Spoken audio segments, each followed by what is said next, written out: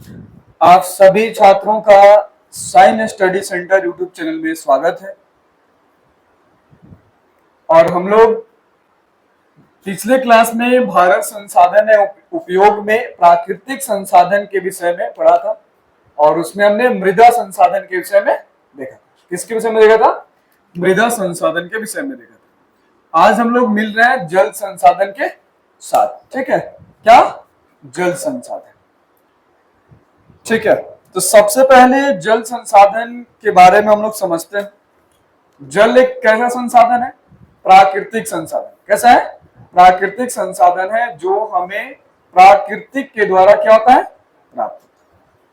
आपको पता होना चाहिए कि इस जल संसाधन का जो नियंत्रण है किससे होता है? जल चक्र से होता है। किससे होता है? जल चक्र। किसके माध्यम से होता है? जल चक्र के माध्यम से जो प्रकृति है वो क्या करती है? जल संसाधन का नियंत्रण करती है। जल संसाधन का क्या करती है? नियंत्रण। इस जल चक्र में होता क्या है? देखिए, सबसे पहले आप जानते हैं कि जो पृथ्वी है उसके कितने भागों में? हाँ, पूरे भाग की अगर बात करें तो उसका 3 भाग जल से घिरा हुआ है। कितना भाग? 3 भाग जल से घिरा हुआ है। जो अधिकांश भाग कहाँ है? अब इस समुद्र का जो जल है गर्मी के मौसम में क्या बनेगा? जलवाष्प बन जाएगा। क्या बन जाएगा?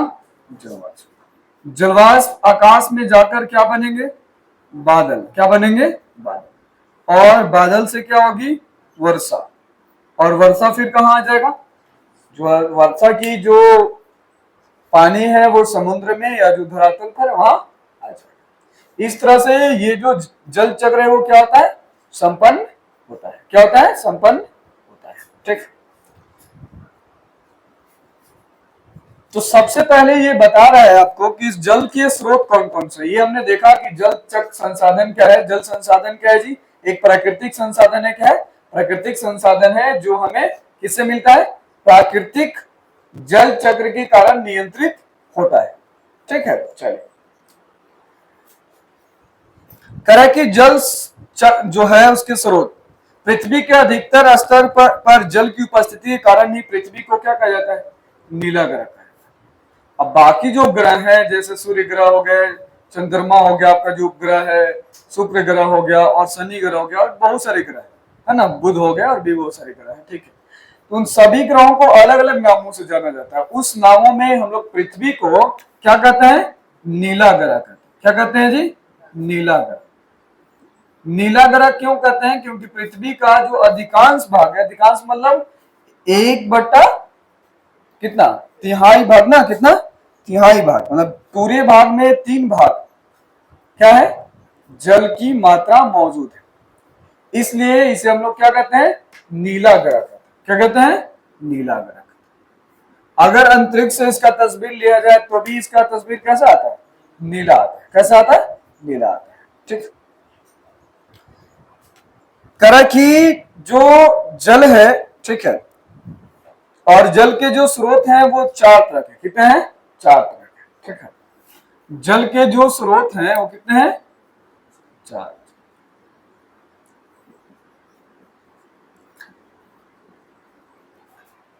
सबसे पहला है भूपृष्ठीय जल।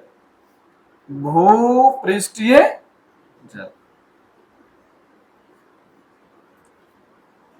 दूसरा जो है वो है आपका भूमिगत जल। भूमिगत जल।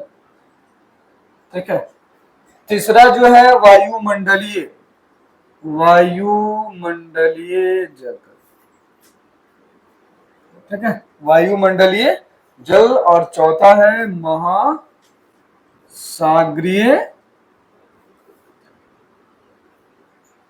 महासागरीय जल। तो जल के जो स्रोत हो गए भूपृष्ठीय जल, भूमिगत जल, वायुमंडलीय जल और महासागरीय जल, जिसमें सबसे अधिक मात्रा जिसके है वो क्या है? महासागरीय जल का है। ठीक है, कह कि जल भंडार को ध्यान में रखा जाए तो महासागर सबसे बड़े जल संग्रहण केंद्र होते हैं। इसी कारण इन्हें हमें जलधि नाम है एक पर्यायवाची नाम है क्या, जलधि। महासागरीय जल को क्या कहते हैं जी, जलधि। मतलब सबसे अधिक जो भंडार है वो महासागरों के पास है। किसके पास है जी, महासागरों के पास। ठीक, आपको पता होना चाहिए कि विश्व के कुल जल आयतन का 96.5%, कितना, 96.5%, 96.5% कहां पाया जाता है, हाँ, समुद्री या महासागरीय जल के रूप में पाया जाता है। इसमें मात्र 2.5 ही, मतलब ये जो दिख रहा है यहां से यहां, इसके अंतर्गत कितने पाए जाते हैं परसेंटेज, 2.5। ये आपका हो गया लवणीय जल। कौन सा जल, लवणीय जल। ठीक है, जबकि ये आपका हो गया अलवणीय जल। अलवणीय जल को हम लोग पी सकते हैं और लवणीय जल को हम लोग पी नहीं सकते। इसका मतलब ये अमृदु जल है और ये मृदु जल है। मतलब ये मीठा जल हो गया और ये कैसा हो गया, खारा जल। तो खारे जल की जो मात्रा है वो सबसे अधिक है, 96.5% है। जबकि जो हमारा अलवणीय है, जो मृदु जल है या पीने योग्य जो जल है वो कितना है, 2.5%। ठीक है, अब बारी बारी से समझते हैं। आइए, करा कि इसमें भूपृष्ठीय जल, कौन सा जल, भूपृष्ठीय जल। अब देखिए भूपृष्ठीय जल क्या है, आपको यहां से नाम से क्लियर पता चल रहा है। भू मतलब होता है भूमि और पृष्ठ मतलब होता है पृष्ठ, है ना। जैसे आप उदाहरण दे इसमें समझ लीजिए, जैसे नदी हो गया, है ना जी, तालाब हो गए, नदी तालाब झील, है ना, झील झरना, ये सब किसके अंतर्गत आएंगे, भूपृष्ठीय जल के अंतर्गत आएंगे। वैसे जल के स्रोत जो भूमि के पृष्ठ पर मौजूद होते हैं, ठीक है, या रहते हैं, ठीक है, जिनका अधिकांश भाग वाष्पन में, ये कह सकते हो कि 20% भाग वाष्पित होकर कहां चला जाता है, वायुमंडल में चला जाता है। ठीक है, इसको हम लोग क्या कहते हैं, भूपृष्ठीय जल कहते हैं। क्या कहते हैं, भूपृष्ठीय जल, या फिर इसको धरातलीय जल भी कहते हैं। क्या कहते हैं, धरातलीय जल, क्योंकि ये कहां पाया जाता है, धरातल पर पाया जाता है। कहां पाया जाता है, धरातल। भूमिगत जल, कौन सा जल, भूमिगत जल। भूमिगत जल जैसे मान लीजिए आप चापाकल चलाते हैं या मोटर लगाए हुए हैं, घर में मोटर लगाए हैं, मोटर जो है, ठीक है, टंकी लगाए हुए भैया, मोटर से आप पानी क्या करते हैं, अंदर से निकलते हैं। तो वो पानी आता कहां से, वो पानी कौन सा है, भूमिगत जल है। तो भूमिगत जल में होता क्या है कि जब बारिश का मौसम आता है, जब बरसात के मौसम आते हैं, तो पानी गड्ढे में, नली में, नाले में और अलग अलग जगहों पर जमा हो जाता है और धीरे धीरे क्या, धीरे धीरे रिस कर भूमि के एक सतह पर जाकर रुक जाता है, जिसका हम लोग प्रयोग भूमिगत जल के रूप में, चापाकल के रूप में, मोटर से जो प्रयोग करते हैं वो कौन सा जल है, भूमिगत जल है। कौन सा जल है, भूमिगत जल। ठीक है, कौन सा जल है, भूमिगत जल। ठीक है, इसके बाद है वायुमंडलीय जल। कौन सा जल है, वायुमंडलीय जल। अब आपको वायुमंडलीय जल समझ में आ रहा है, इसका उदाहरण आप लीजिएगा तो ले सकते हैं बादल। क्या, बादल किस, कौन सा जल है जी, वायुमंडलीय जल। मतलब जो जल कहां पाए जा रहे हैं, वायुमंडल में पाए जा रहे हैं। कहां पाए जा रहे हैं, वायुमंडल पे पाए जा रहे हैं, उसको हम लोग क्या कहेंगे, वायुमंडलीय जल। ठीक है, जो बादल के रूप में पाया जाता है। करा कि जल संसाधन के आधार पर अगर हम पृथ्वी को दो हिस्सों में बांटें, तो एक उत्तरी गोलार्ध होगा और एक दक्षिणी गोलार्ध, एक उत्तरी और एक दक्षिणी। ठीक है, चलिए इसे मिटा देते हैं।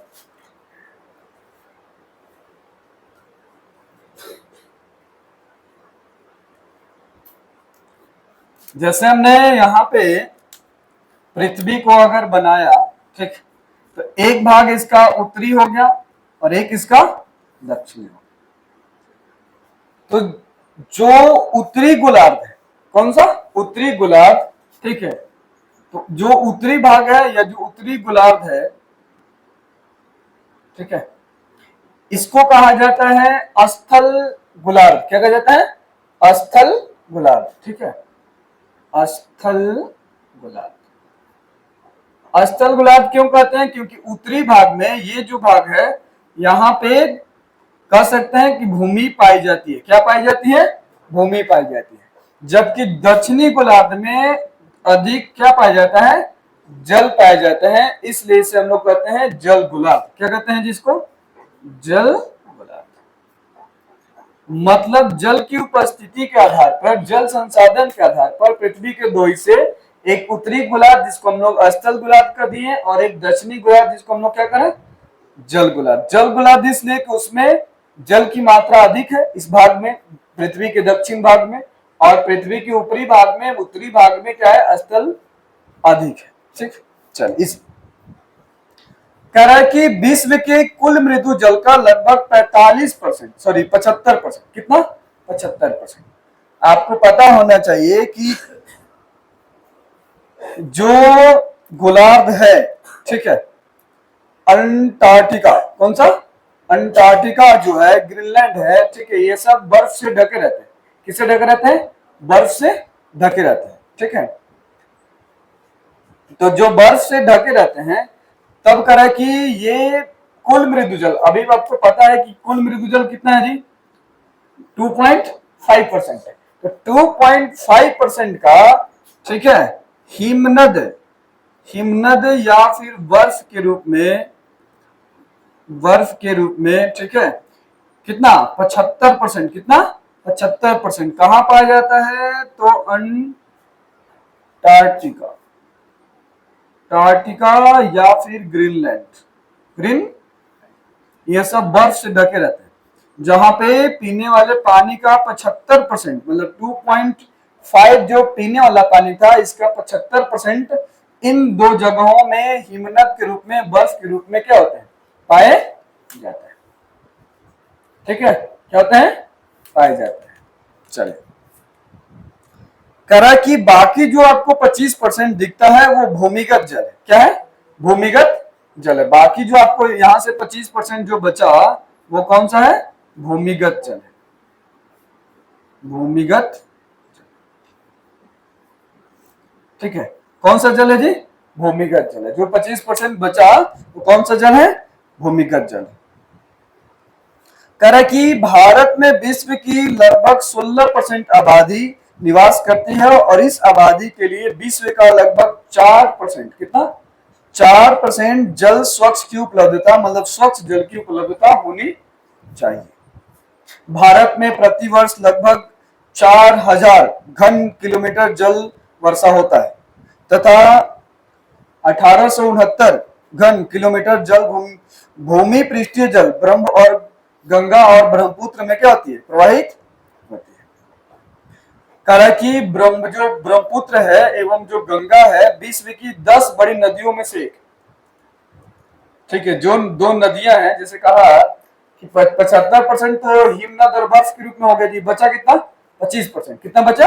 25%। तो ये 25% कहाँ रहेंगे? भूमिगत। कहाँ रहेंगे जी? भूमिगत। तो भूमिगत होने के लिए, ठीक है, ये पृष्ठीय सबसे पहले ना, कहाँ रहेंगे जी? पृष्ठ पर रहेंगे सबसे पहले। तो हमारे देश में, हम यहाँ बात करें भारत की, तो भारत में दो नदियां बड़ी है, एक गंगा नदी है और एक है ब्रह्मपुत्र। दो नदियां हैं, एक गंगा नदी और एक ब्रह्मपुत्र नदी है। ठीक, तो कह रहा है कि जो विश्व की 10 बड़ी नदियों में से ये दो नदियां जो है भारत की, वो क्या है? सम्मिलित। इन नदियों को विश्व की बड़ी नदियों में क्रमशः 8वां और 10वां स्थान पर, 8वां और 10वां, मतलब कह सकते हैं कि जो 8वें नंबर पर है वो है ब्रह्मपुत्र और 10वें नंबर पर कौन है? गंगा है। 8वें नंबर पर ब्रह्मपुत्र है और 10वें नंबर पर गंगा नदी। ठीक है, कौन सी नदी है? गंगा नदी है। करा कि इन नदियों में और कुछ नदियां, जैसे सिंध नदी हो गई, गंगा नदी हो गई, ब्रह्मपुत्र नदी हो गई। ठीक है, ये हमारे देश के कुल पृष्ठीय जल का 2/3%, 2/3 भाग देश की 3 बड़ी नदियां प्रवाहित होती है। ठीक है, करा भारत में गंगा द्रोणी में उपयोग के योग्य जल भंडारण की क्षमता सर्वाधिक है। ब्रह्मपुत्र नदी का सर्वाधिक वार्षिक प्रवाह होते हुए उपयोग योग्य जल भंडारण की क्षमता अति। कहने का मतलब ये बता रहा है कि जो गंगा नदी है, गंगा नदी का जल संग्रहण अधिक होता है। जल संग्रहण क्या होता है जी? अधिक होता है, जबकि ब्रह्मपुत्र का ऐसा नहीं है, जल संग्रहण कम होता है। जल संग्रहण इसका अधिकतम है, क्या है? अधिकतम है, और इसका न्यूनतम है, क्या है? न्यूनतम है बड़ा, लेकिन इसका जल संग्रहण कम होता है। किसके मुकाबले? गंगा के मुकाबले। ठीक है। करा कि इसमें जो भंडारित होती है, अगर उपयोग योग्य जल भंडारण की क्षमता को अनुपातिक दृष्टि से देखा जाए तो ताप्ती नदी का, किसका? ताप्ती नदी का स्थान प्रथम। बड़ी नदियों में तो दो नदियां हो गई, अगर जल संग्रहण की अगर हम बात कर रहे हैं तो इस जल संग्रहण में एक और नदी का नाम जुड़ेगा जिसका नाम है ताप्ती। क्या नाम है जी? ताप्ती। तो भारत में सबसे अधिक जल का संग्रहण जो होता है, ठीक है, और उसमें प्रथम स्थान जो आने वाला है वो कौन है? ताप्ती नदी। कौन सा है? ताप्ती नदी। कौन सा है जी? ताप्ती नदी। इसमें जल भंडारण करने की क्षमता 97% है। सोच लो कितना है जी? 97% ये जल को संरक्षण रख सकता। ऐसे आपको पता है कि जितनी नदियां निकलती है उनकी सारी जो पानी है, जो जल है, वो एक दूसरे से मिलकर कहां गिरती है? बंगाल की खाड़ी में जाकर गिर जाती है। तो भैया जो बंगाल की खाड़ी में जल गिर रही है वो क्या हो रही है? नष्ट हो जा रही है, जो हमारे उपयोग लायक नहीं है। तो उन नदियों में सबसे अधिक जो जल संग्रहण कर सकती है वो कौन है? ताप्ती नदी। उसके बाद आप कह सकते हैं कि गंगा नदी है, और उसके बाद आप कह सकते हैं कि ब्रह्मपुत्र नदी है। ठीक है, क्या है? ब्रह्मपुत्र नदी है। अब हम लोग देखेंगे जल संसाधन का उपयोग। क्या देखेंगे? जल संसाधन का उपयोग।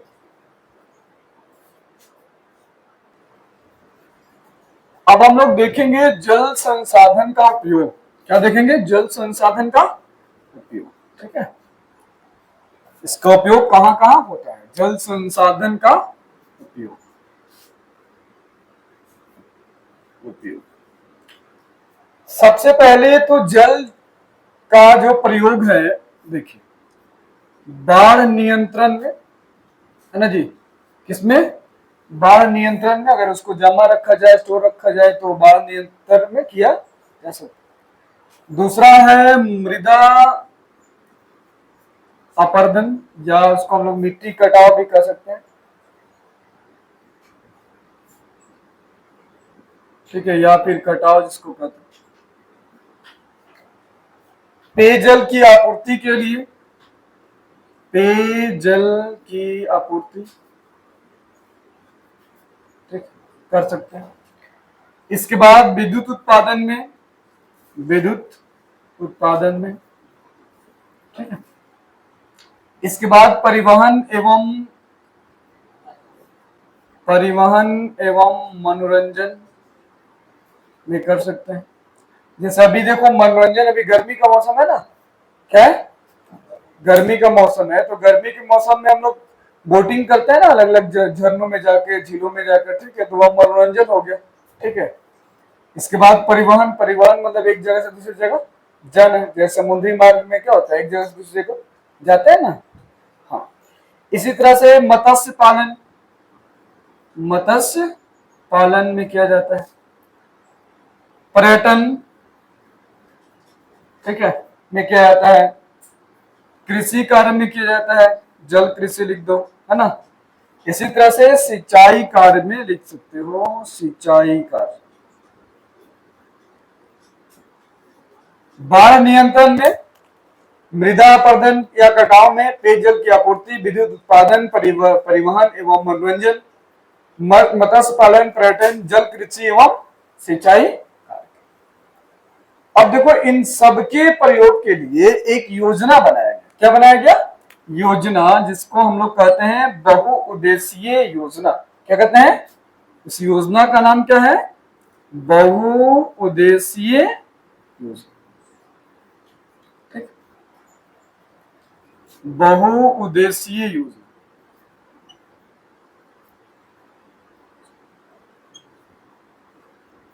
ठीक,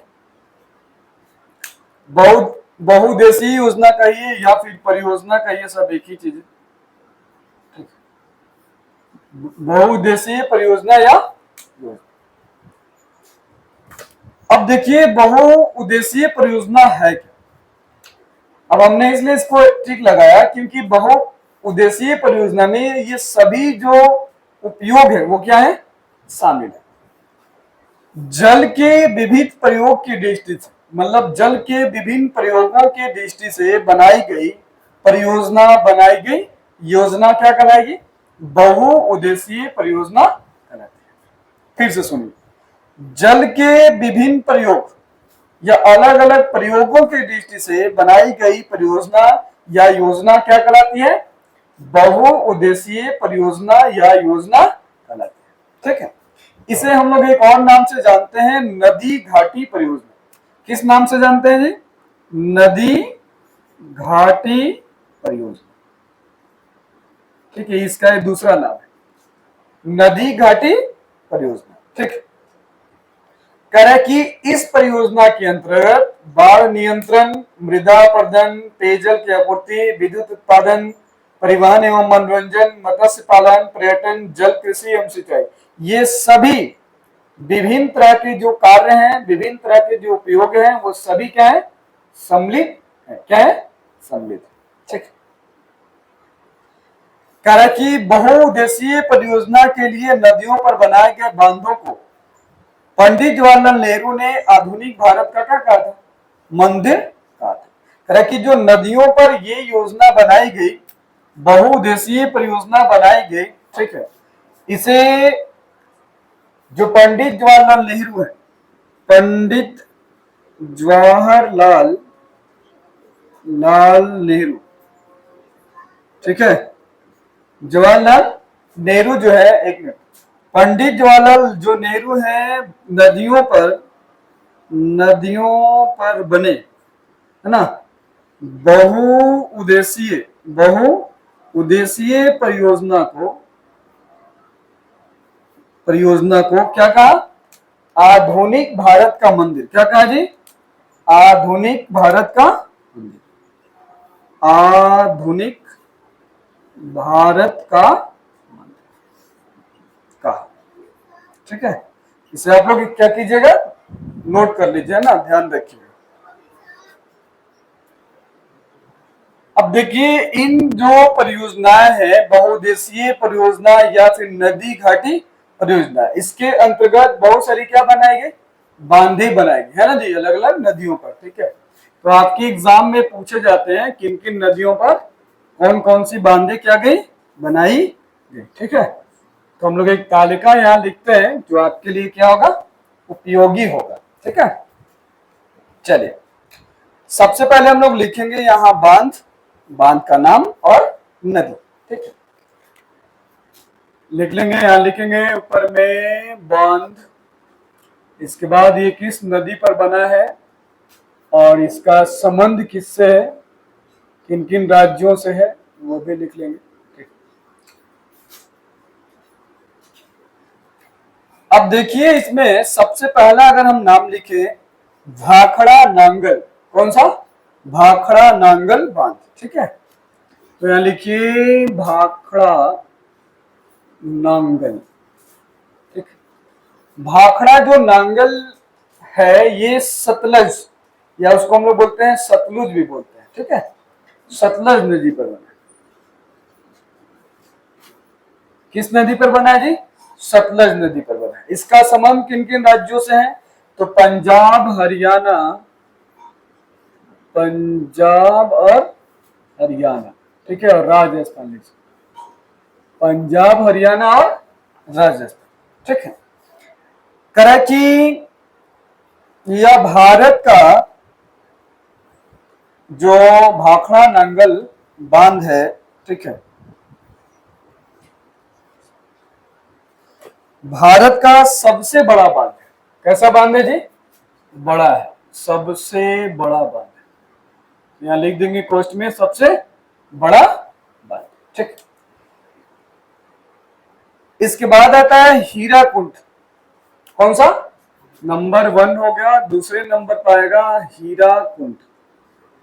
ठीक है, हीराकुंड परियोजना का लीजिए या फिर बांध का लीजिए, परियोजना ही कहिए, हीराकुंड परियोजना। कह कि ये जो हीराकुंड है महानदी पर बना है, महानदी, ठीक। और इसका संबंध उड़ीसा से, किससे है जी? उड़ीसा से। और ये भारत का सबसे लंबा, क्या है? लंबा बांध है, सबसे लंबा बांध है। तो यहां लिख लीजिए सबसे लंबा है। चलिए, सबसे लंबा बांध, ये विश्व में भी सबसे लंबा बांध है, भारत में नहीं, कहा? विश्व में भी सबसे बड़ा लंबा बांध है। बड़ा बांध हो गया, लंबा बांध हो गया। नंबर 3 देखिए आगे, और भी पूछा जाता है, ठीक है। दामोदर घाटी, दामोदर घाटी परियोजना, ठीक है। दामोदर घाटी जो परियोजना है ये दामोदर नदी पर बनी, किस पर बनी है जी? दामोदर नदी पर बनी है। और इसका संबंध है झारखंड और पश्चिम बंगाल से। झारखंड प्लस या देखो पश्चिम बंगाल से, ठीक है। झारखंड एवं कहा है? पश्चिम बंगाल से। इसी तरह से गोदावरी, गोदावरी जो परियोजना है, नदी घाटी परियोजना, ये गोदावरी नदी पर बनी है, ठीक। और इसका जो संबंध है ये है तेलंगाना आंध्र प्रदेश से, तेलंगाना, ठीक है, और आंध्र प्रदेश से, ठीक है। इसी तरह से जो नागार्जुन है, नंबर 5, नागार्जुन बांध कहिए या फिर परियोजना कर सकते हैं, बांध। ये किस नदी पर बना है? तो ये कृष्णा नदी पर बना है। किस नदी पर बना है? कृष्णा नदी पर, ठीक है, कृष्णा नदी। इसका जो संबंध है वो है आंध्र प्रदेश और तेलंगाना, ठीक है, और कर्नाटक में भी है। मतलब ये तेलंगाना से संबंधित है, आंध्र प्रदेश से संबंधित है और कर्नाटक से, किससे जी? कर्नाटक से संबंधित, ठीक। इसी तरह से है स्वर्ण रेखा, 6 नंबर है स्वर्ण रेखा, ठीक। ये भी एक परियोजना है जो स्वर्ण रेखा नदी पर है, ठीक है। इसका जो संबंध है वो देखिए, इसका संबंध है आपका झारखंड, उड़ीसा और पश्चिम बंगाल, झारखंड, उड़ीसा और पश्चिम बंगाल से, ठीक है। इन सब स्वर्ण, यहाँ नहीं समझ में आ रहा तो इसको ऐसे कर दीजिए ताकि आपको समझ में आ जाए, ठीक है। बाकी ये तो समझ में आ ही रहा है, लंबा लंबा। एक और लिख लेते हैं 7 नंबर, सोन नदी, है ना जी? कौन सा? सोन नदी, ठीक है। सोन नदी जो परियोजना है, तो सोन नदी जो परियोजना है ये आपका सोन नदी पर है, ठीक है। क्या है? सोन नदी पर। और ये जो संबंधित है किससे है? बिहार राज्य से। किस पर है जी? बिहार राज्य से क्या है? संबंधित। और भी बांधे हैं जो कुछ अपवाद में है या फिर उनके लिए विवाद होता है, जैसे टिहरी बांध था। कौन सा बांध? टिहरी बांध, ठीक है। कह रहा है कि टिहरी बांध आंदोलन जैसी अनेक जन विरोध बहुउद्देशीय परियोजनाओं को, खामियों को उजागर करता है या बताता है। नर्मदा बचाओ आंदोलन एक गैर सरकारी संगठन, एनजीओ के द्वारा ऐसा किया जाता है जो स्थानीय लोगों, किसानों, पर्यावरणविदों और मानव अधिकारकर्ताओं को गुजरात के नर्मदा नदी पर, किस पर? नर्मदा नदी पर सरदार सरोवर बांध के विरोध के लिए क्या करता है? प्रेरित, ठीक। मतलब यहां एक विवादित भी है बांध जिसका नाम है, ठीक है, और हाँ, सरदार सरोवर बांध। कौन सा? सरदार सरोवर बांध। इसको भी लिख ही लेते हैं, सरदार सरोवर, ठीक है, सरदार सरोवर बांध। ये किस नदी पर है जी? नर्मदा नदी पर। किस पर है? नर्मदा नदी पर है, ठीक है। और ये किससे संबंधित है? तो गुजरात से। किससे है जी? गुजरात राज्य से क्या है संबंधित। इस तरह से नर्मदा बचाओ आंदोलन भी चलता है, ठीक है।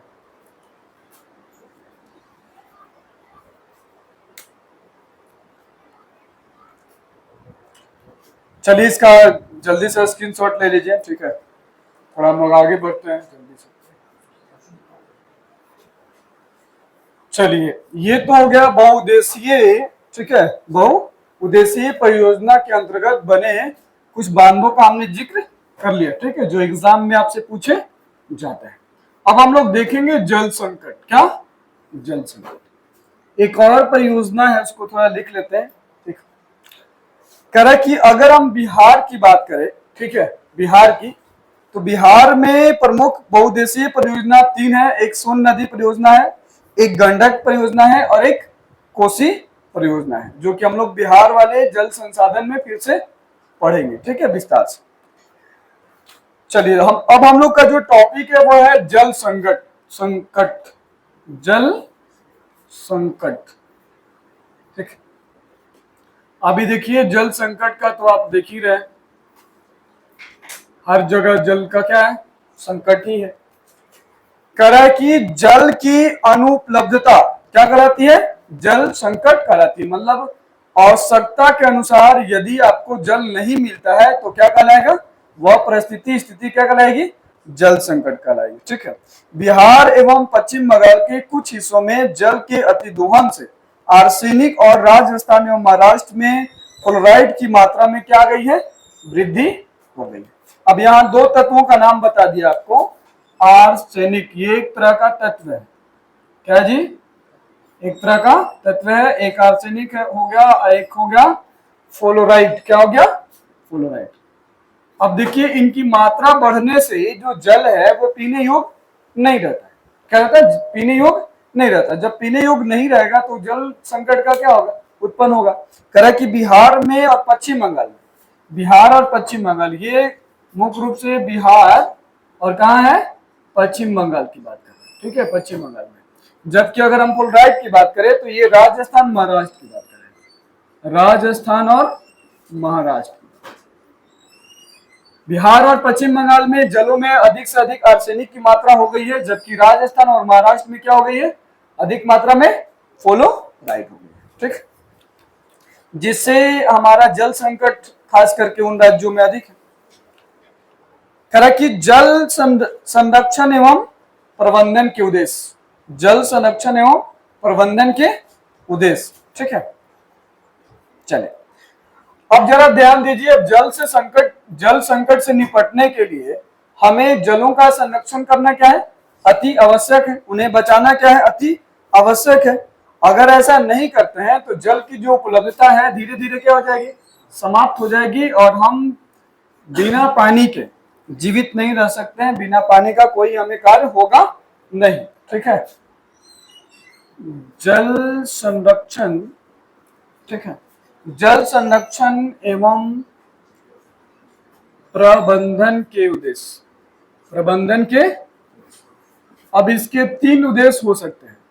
ऐसे बहुत सारे उद्देश्य हो सकते हैं, लेकिन इसके मुख्य रूप से कितने उद्देश्य हो सकते हैं, 3 उद्देश्य हो सकते हैं। पहला, जल की उपलब्धता बनाए रखना, जल की उपलब्धता क्या रखना, बनाए रखना, ठीक है, पहला हो गया। दूसरा है जो आपका है जल को प्रदूषित होने से बचाना, जल को प्रदूषित होने से क्या करना, बचाना, ठीक है। और तीसरा है प्रदूषित जल को स्वच्छ एवं पुनः चक्र करना, ठीक है। चलिए कह रहा है कि प्रदूषित जल को, जो प्रदूषित जल है, प्रदूषित जल को स्वच्छ एवं पुनः चक्रण करना, प्रबंधन एवं इसके मुख्य उद्देश्य में ये 3 जो ऐसे उद्देश्य हैं, ये करना अति आवश्यक है। अगर ऐसा नहीं किया गया तो जल का संकट उत्पन्न होगा। क्या होगा, उत्पन्न होगा। अभी देखो पेड़ पौधे कम होते जा रहे हैं, है ना, घरों पे जो भूमि है, जो खाली भूमि है, मृदा, वहां घर बनते जा रहे हैं। जो गली है, नली है, सब क्या होगी, पक्की होते जा रहे हैं। तो जल का जो रिसाव है क्या हो रहा है, कम हो रहा है। तो जल का रिसाव कम होने से भूमिगत जल क्या हो गई, कम हो गई। अब इतनी तेज धूप में, इतनी तेज गर्मी में 45 से 47 डिग्री सेल्सियस पे आपको पता है कि कई घर के जो नल है या कल है क्या हो गए, सूख गए। इसका कारण यह है कि जो भूमिगत जल है वो नीचे चला गया। इसका कारण, मेन कारण है कि वर्षा के मौसम में अब जो भूमि का जल है, जो रिश्ता है वो नहीं रिस रहा है, क्योंकि ऊपर क्या कर दिया गया, पक्का कर दिया गया ना। तो अब रिसेगा कम, जब रिसेगा कम तो भूमिगत जल की मात्रा क्या हो जाएगी, कम हो जाएगी। ठीक, ऐसे आपको पता होना चाहिए कि प्राणियों के शरीर में, किसके शरीर में, प्राणियों के शरीर में कितना, 65%। कितना, हमारे शरीर में कह सकते हो कि मनुष्यों के शरीर में जल की मात्रा कितनी है जी, मनुष्यों की शरीर में 65% जल उपस्थित है। कितना, 65%। अगर हम पेड़ पौधों की बात करें तो पेड़ पौधों में ज्यादा है, 65 से लेकर कितना, 99% तक। कितना है जी, 65 से 99%। किसमें, पादपों में, पेड़ पौधों में। किसमें, पादपों में और पेड़ पौधों में। पादपों और पेड़ पौधे जो है उनमें जो जल की उपलब्धता है वो कितना है, 65 से 99%। कितना है, 65 से 99%। ठीक, इस तरह से जो हमारा ये टॉपिक था, ठीक है, जल संसाधन, वो समाप्त हो चुका है। ठीक है, आज हमने इसके बारे में डिस्कशन किया जो आपको बेहतर लगा होगा। ठीक, तो अगर ये वीडियो आपको अच्छा लगे तो इसे लाइक कीजिए, सब्सक्राइब कीजिए और शेयर कीजिए। ठीक, और सोशल साइंस के लिए एक छोटा सा नोट्स बनाइए ताकि आपको एग्जाम में क्या हो, मदद करे। ठीक है, और आपका जो सोशल साइंस में नंबर हो अच्छा हो सके। अगर आप बातों को समझते हैं, छोटे छोटे नोट्स करके लिखते हैं, तो आपको बेहद ऑब्जेक्टिव क्वेश्चन में, ठीक है, बेहद मददगार शामिल होंगे। ठीक है, साबित होंगे। तो मिलते हैं हम लोग नेक्स्ट क्लास में, नेक्स्ट वीडियो के साथ। अपना ध्यान रखिए। Okay, bye, take care. चलिए।